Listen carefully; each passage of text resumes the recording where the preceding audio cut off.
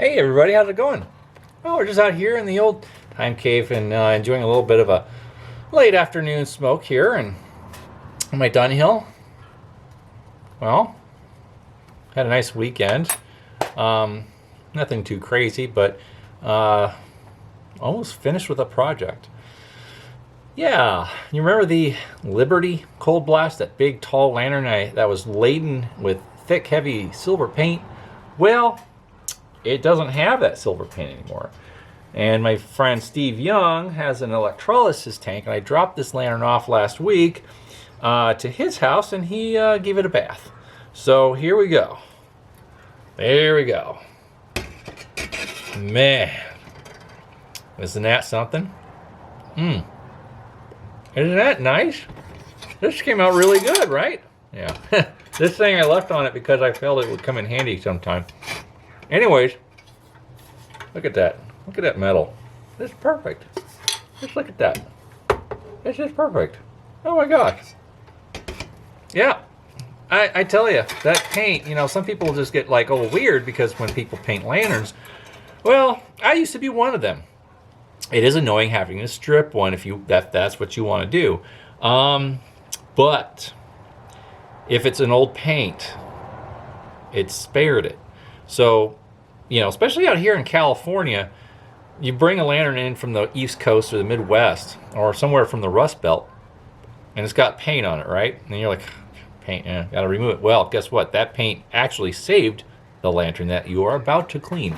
And this thing, I can't remember what state it came from, but it was not California. And that paint spared the metal from getting rusty and pitted and all that. So yeah, paint can be removed. It's hard sometimes, but it can be removed. So there we go. Anyways, this thing is about ready to burn. I have not leak tested it, but I'm going to continue polishing it. I've only done a little bit so far, but I thought I could make a video with an update.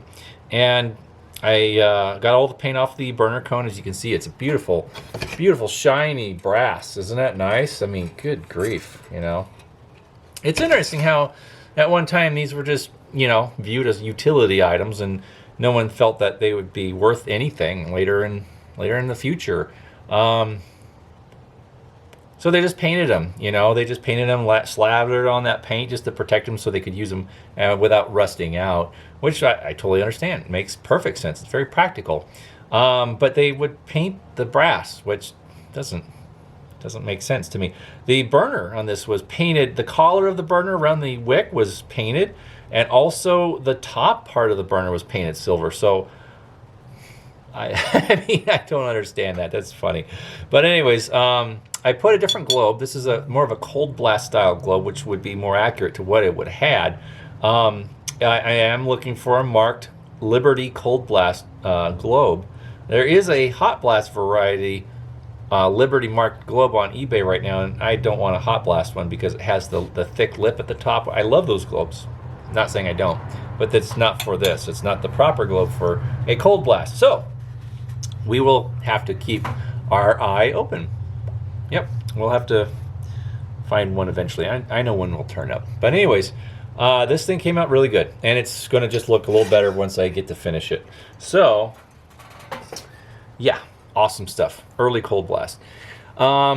Anyways, nothing else really spectacular. A friend of mine has a Rayo 82. He found it on eBay, and he sent me a link to it and asked my opinion on this lantern. He's like, what do you think of this? And he's now getting into lanterns. And I looked at it, and I'm like, oh, Rayo 82. So I sent him a message back. Says, you want to get that because that is a copper fount lantern. And he's like, ooh. And so I showed him a picture of mine and says, this is what's under that paint. And he's like, oh, wow. Because it was all painted like a silver, well, like a grayish green, gray, like a warm, well, like cool green, gray color with a slight, tint of green, to like an avocado tint green. It's weird color. But anyways, he liked it, and he's like, wow, that's amazing. I don't think it will look that good, but we can, I hope it'll look nice. I'm like, oh, it will look nice. So he bought it for a very good price off of eBay, and dropped it off the other day. So I have it now, and I'm going to strip it down for him and restore it to a degree and make it. It was already burning, it was already holding oil, everything was great, but it's going to get a beauty treatment and a facelift and go back to how it would have looked, more or less, in its original period. So he's excited, and I'm excited because it's actually coming along very well. So I will show it off when all the paint's off of it. I didn't take any pictures of the prior before I start on it, but you know, gray paint is gray paint. So you can imagine a beautiful copper fountain lantern laden in thick, old, oil-based gray paint.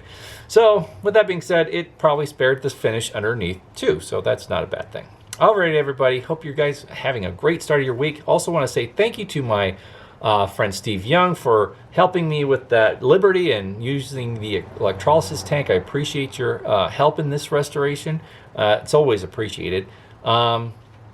Shout out to my new subscribers. Thank you for joining me and my channel for lantern content. And tell a friend. If you know anybody that are getting into lanterns and want to know more about lanterns, this is definitely one of the places you can stop by and pick up some tidbits of information that I feel are valuable to people that are learning about lanterns, because there's a lot of myths out there that we try to dispel here. All right, everybody, have a great week, and we'll see you again soon. Well, sooner than later. All right, bye-bye now.